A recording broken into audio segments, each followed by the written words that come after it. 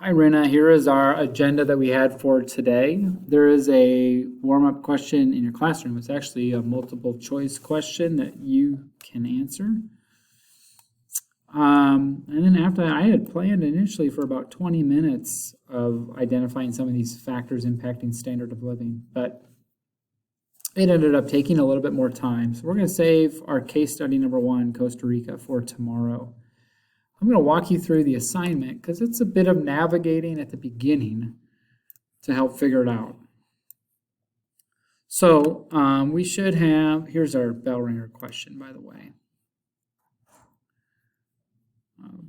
right here.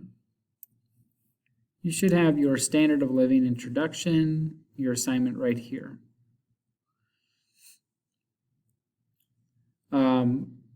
And what we're going to do for this assignment, I'm going to open yours up just so you can see me navigating around on yours. So you've done this part, which is great. Oh, and you've started to fill this in.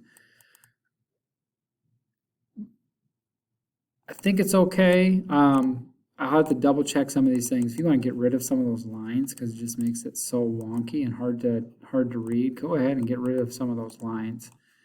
Hopefully you use the CIA World Factbook to help you out. I just wanted to walk you through that website to make sure that you were understanding it. That's what we spent some time with in class today. So in your classroom, I've posted the websites. Here's the CIA World Factbook.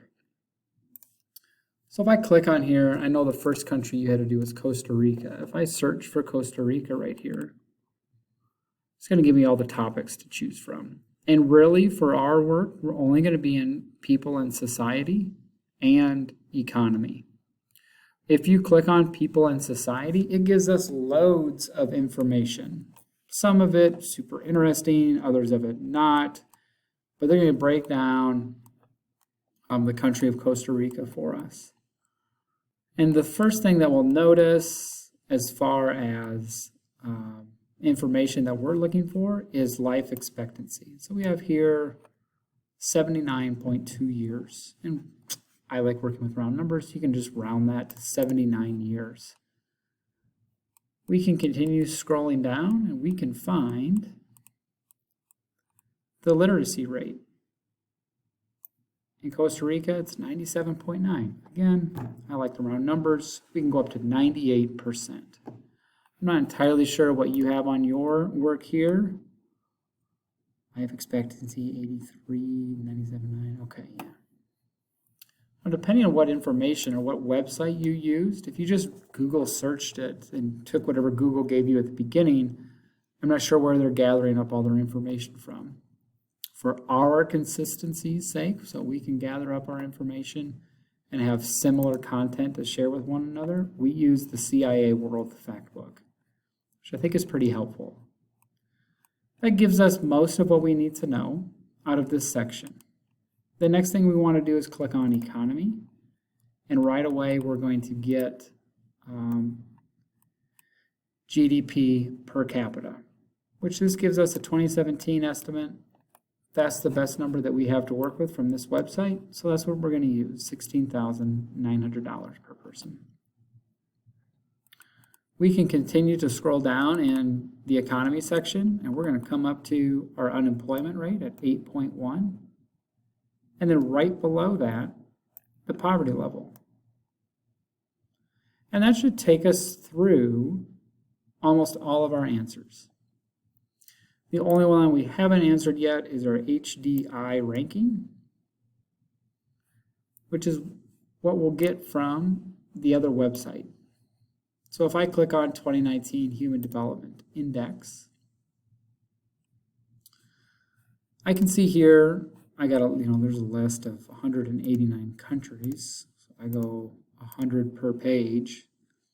We can scroll through and eventually find ours someplace. Or just right up at the top, we can start typing in Costa Rica, and it's going to jump us to the information we need. And we can see in 2019, the HDI index ranking gave Costa Rica a ranking of 68 out of 189. So that's some of the gathering of the information that we need to find, which is going to be helpful for the next part, which is, I'm sure here, I moved over, our analysis. So we want to take our information, and I'll just use what you have here, even though ours is not exactly the same. And we want to make a determination on what we have, and we want to see if we can't determine their standard of living. We might be wrong, we might be correct, but we want to give our best analysis of the information that we chose. So if we look at a poverty, the percentage of people below poverty line is 21%. Their life expectancy you have at 80 years, their unemployment at 11.9, and their literacy rate at about 98, their GDP at 18,000, and their HDI ranking at 62. If we take all of that combined, and we want to say, this is a country that has a high standard of living, mid-range standard of living, or low, that's what we want to determine. In our class, the most common response that students have was like upper middle or a higher standard of living. And that's what the next part is for. And then we said, well, why do you think that? Well, they said their literacy rate was really high and their life expectancy is really good and their unemployment seems to be okay. So that's how they come up with their ideas of why they think this country has a high, middle, or low standard of living. And you can do the same thing for your country here, Bolivia. In Bolivia, their population below poverty is 34% of their country. Life expectancy is lower. Unemployment rate is really low. And their literacy rate is quite a bit lower, as well as their GDP per person. Their HDI ranking here, according to what you have. Mine looks a little bit different, but maybe you're using different data.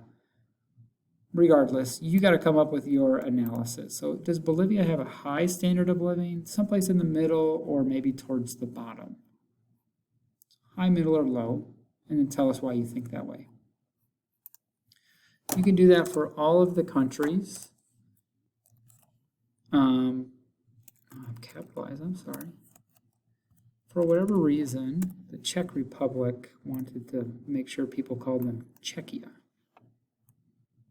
So that's how you'll find it in there. And then you have these remaining countries to do, as well as this question right here.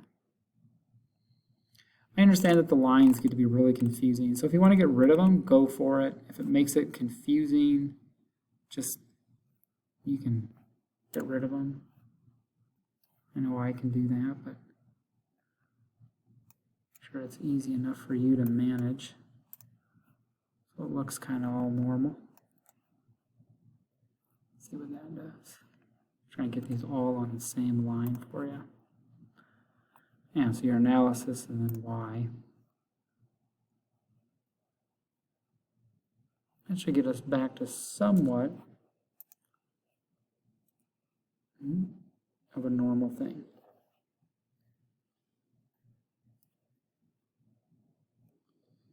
Okay, well, I hope that is helpful for you, gives you some direction on where you need to go. If you do have any questions, please don't hesitate to ask, send me an email or say, Mr. Weekend, I don't get what you're asking me to do here. I'll do my best to help you out. All right, I think I kind of got that sorted out for you. Okay, you're doing great. I hope you're doing well. Tomorrow we'll start with case study number 1, Costa Rica. Have a good day. See ya.